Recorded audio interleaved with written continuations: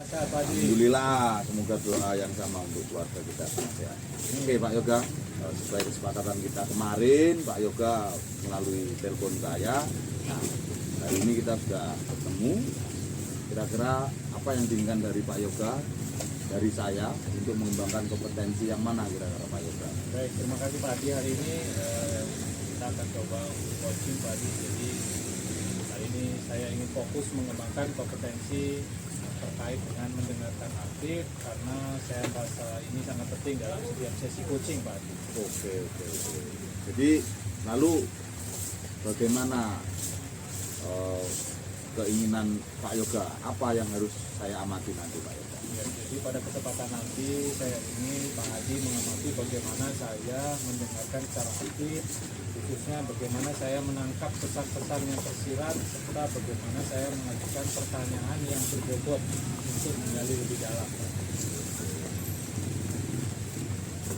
Terus bagaimana penilaian Pak Yoga sendiri terhadap apa yang akan kita kembangkan hari ini?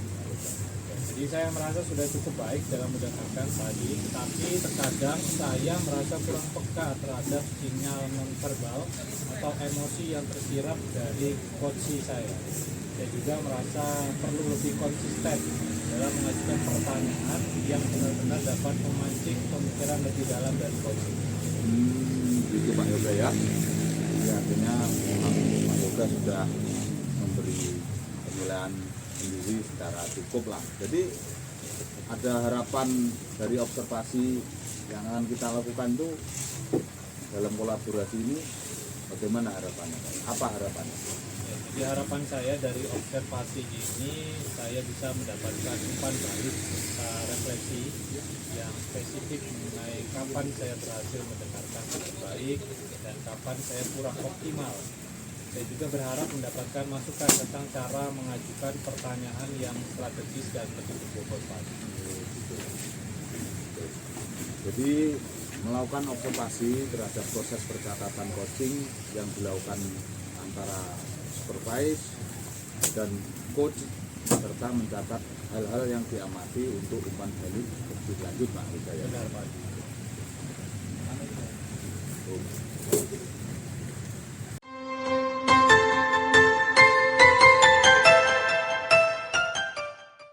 Gimana kabarnya Bu Okta? Senang bisa ketemu lagi hari ini ya. Ada yang bisa saya bantu Bu Okta? Alhamdulillah kabarnya sehat Pak Yoga. Jika Pak Yoga tidak sibuk, boleh kita berbicara sebentar Pak Yoga? Ada apa ini Bu Okta? Apa yang ingin dibicarakan pada sore hari ini Bu Okta? Saya ada beberapa kendala yang saya jumpai pada pembelajaran di kelas saya Pak, yaitu tentang minat belajar siswa, khususnya belajar pada mata pelajaran PAI sangat rendah.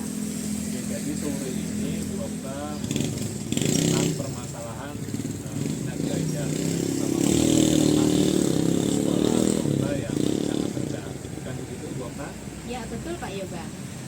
Oke, jadi apa yang Bu Okta dapatkan dari obrolan kita pada sore hari ini? Saya berharap mendapatkan solusi dan langkah terbaik untuk memotivasi siswa agar berminat dan bersemangat untuk pelajaran pendidikan agama Islam. Jadi Bu Okta berharap mendapatkan solusi dan pencerahan agar bisa memotivasi belajar siswa yang khususnya mapel PAI ya Bu Okta. Ya betul Pak Yoga.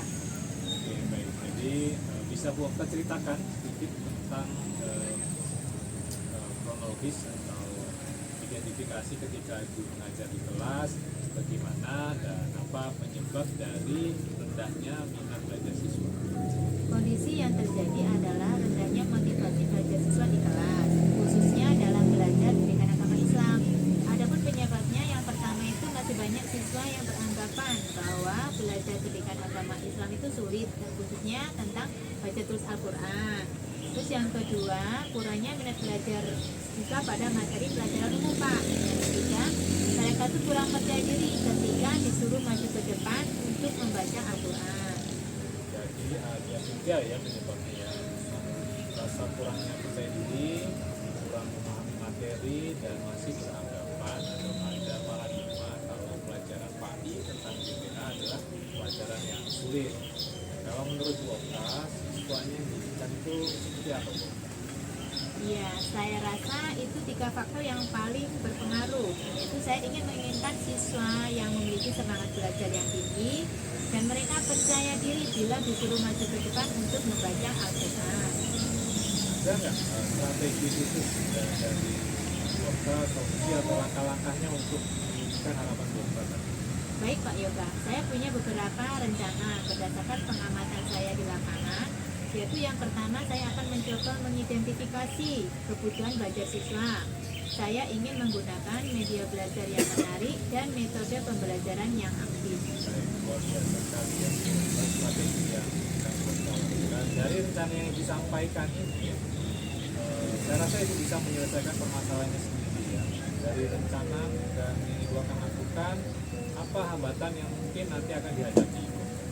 Baik Pak, terkait hambatan yang mungkin saya hadapi adalah itu siswa perlu pembiasaan dan penyesuaian untuk bisa belajar secara aktif dan dibutuhkan kerja guru untuk persiapan media belajar yang menarik. Kemudian apa komitmennya? Bagaimana komitmennya yang akan Ibu lakukan? Kemudian kapan Ibu akan mulai rencana itu? Saya berkomitmen serta berencana untuk melaksanakan pembelajaran bervisualisasi menggunakan media ajar yang menarik seperti video, PowerPoint, Canva, dan saya akan memulai rencana saya untuk meningkatkan minat belajar beragama Islam itu siswanya mulai bulan depan Pak. Baik, luar biasa Bu Angga. Jadi dengan strategi, rencana, dan komitmen tadi itu ditetapkan, saya yakin bahwasanya akan terjadi perubahan yang positif bagi siswa. Dan mungkin 1 bulan lagi kita bisa berjumpa kembali ya Bu Angga ya. Baik Pak Yoga, terima kasih atas bimbingannya Pak Yoga. Oke, sama-sama Bu Angga. Mungkin sampai sini dulu diskusinya. Kita nanti akan ketemu lagi. Dan semoga kita bisa melaksanakan dan mengimplementasikan ya Bu Angga ya. Oke. Baik Pak Yoga.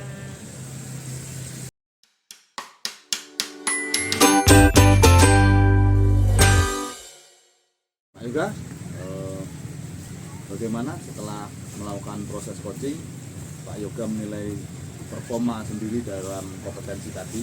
Ya, jadi setelah tadi saya coaching dengan saya merasa cukup baik dalam melaksanakan coaching tadi, terutama dalam aspek mendengarkan aktif dan memberikan pertanyaan yang kuat kepada coaching. Lalu apa yang membuat Pak Yoga itu menilai demikian?